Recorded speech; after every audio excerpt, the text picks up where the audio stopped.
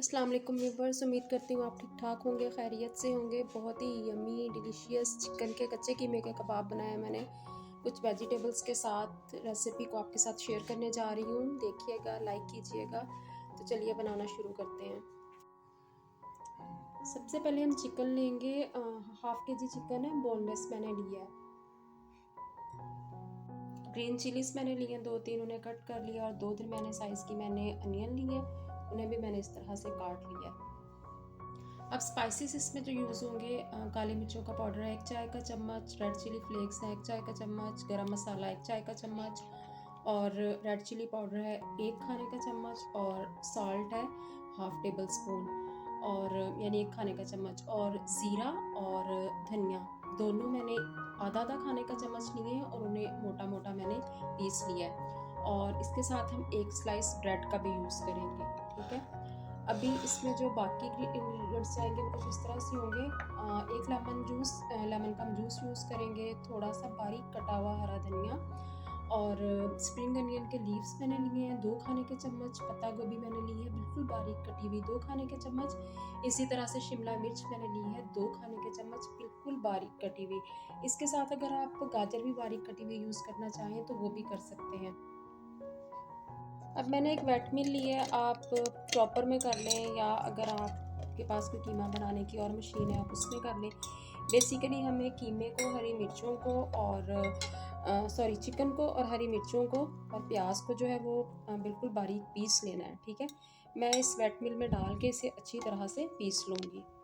2 खाने के चम्मच बेसन लेंगे हम, 2 खाने के चम्मच ही ऑयल लेंगे, और 1 एग ऑप्शनल है। अगर आप एग डालना चाहें एग डाल लें, अगर आप हाफ़ कप मिल्क डालना चाहें तो आप मिल्क डाल सकते हैं। ब्रेड का जो मैंने स्लाइस लिया था उससे मैंने छोटे-छोटे टुकड़ों में तोड़ लिया है। अब एग को मैं इसके अंदर मिक्स कर दूँगी।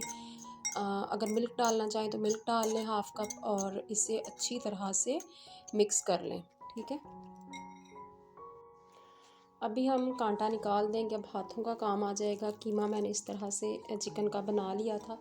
प्याज और हरी मिर्चें डालने के साथ अब हम इसमें डालेंगे सारे ही स्पाइसेस, ठीक है, जो मैंने आपको बताए थे। कम ज़्यादा करना चाहें तो आप कर सकते हैं, ठीक है।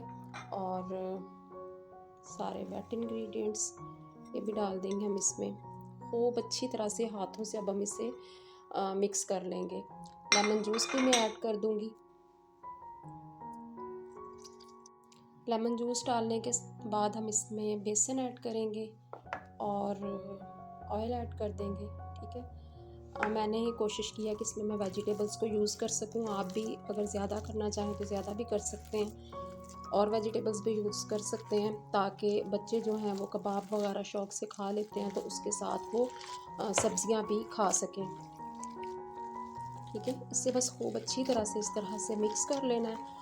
और मिक्स करने के बाद आप फ़ौरन से भी कबाब बना सकते हैं, लेकिन अगर आप हाफ़ आवर के लिए छोड़ देंगे तो इसका फ्लेवर जो है वो बहुत अच्छा हो जाएगा, ठीक है। इस तरह से खूब अच्छी तरह से मिक्स करना है इसे बस। अब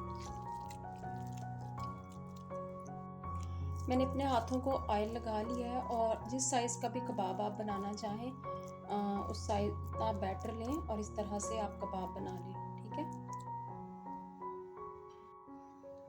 ऑयल मैंने गर्म होने के लिए रख दिया था। अब इस तरह से कबाब मैं बना के रखती जाऊंगी।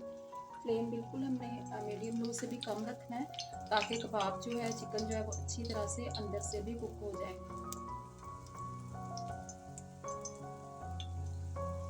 इस तरह से।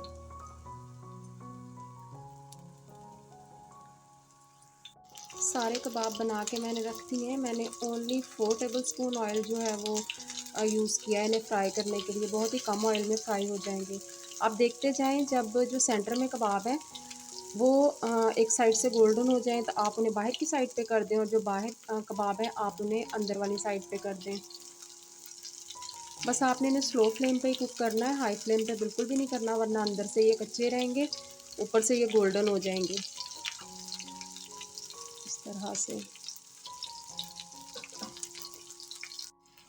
बस सब फ्राई हो रहे हैं अच्छे से, और मैं इस तरह से ना चम्मच की मदद से इन्हें दबा रही हूँ, ताकि इनके अंदर जो मॉइस्चर है वो अच्छी तरह से ख़त्म हो जाए। जब ये बबल्स आना और इस तरह से आवाज़ आना ख़त्म हो जाएगी और इनमें से जो पानी निकल रहा है वो निकलना ख़त्म हो जाएगा तो ये रेडी हो जाएंगे।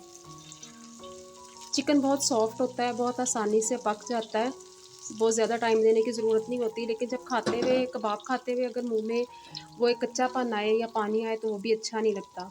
इस तरह से दबा दबा के खूब अच्छी तरह से आप स्लो फ्लेम पे इन्हें कुक करें। कबाब हमारे रेडी हो चुके हैं। अब मैं फ्लेम ऑफ कर दूंगी और इन्हें प्लेट में निकाल लूँगी। आप भी रेसिपी को ट्राई कीजिएगा और इन्जॉय कीजिएगा।